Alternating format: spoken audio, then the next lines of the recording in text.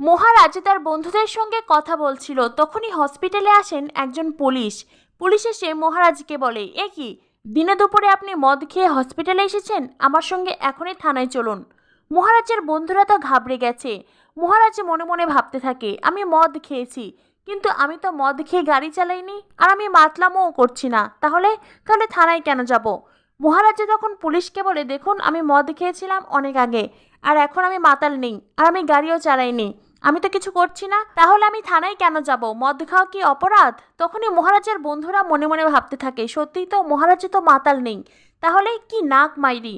Police officer তখন বলেন, আপনি কি আমার কথায় যাবেন, নাকি আপনার হাত ধরে টানতে টানতে থানায় নিয়ে যাব? পুলিশের কথা শুনে একটা গম্ভীর পরিবেশের সৃষ্টি হয়েছে। তখনই পুলিশ অফিসার হাহা করে হেসে দেয়। মহারাজ, জয়ন্ত সকলে তো অবাক।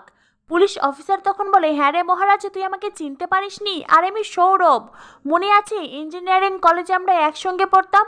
মহারাজ বলে, সৌরভ মানে? ও, সৌরভ সান্যাল। সৌরভ বলে, আরে হ্যাঁ, আমি তোর বন্ধু সৌরভ সান্যাল। মহারাজ বলে, বাবা, ইঞ্জিনিয়ারিং পড়তে পড়তে একেবারে পুলিশ হয়ে গেছিস, তোকে তো চেনাই যাচ্ছে না।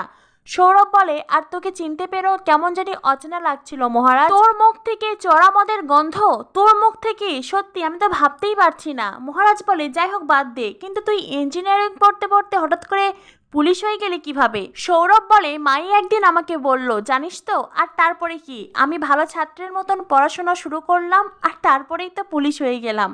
আসলে কি বলতো মহারাজ, মায়েরাই পারে, মাই পারে সন্তানের জীবনটাকে গড়ে দিতে। মহারাজের মনটা তখন বেশ খারাপ হয়ে যায়, সাথে জয়ন্ত ও তার বন্ধুদেরও, কেননা তারা বুঝতেই পেরেছে মহারাজের মা মহারাজের সঙ্গে কি আচরণ করে। সৌরভ তখন মহারাজকে বলে, কিন্তু তুই এখন কি করছিস? জব করছিস নাকি বিজনেস করছিস? মহারাজ বলে, আমি আর কি করব, ঘরের খেয়ে বোনের মোষ তাড়াচ্ছি।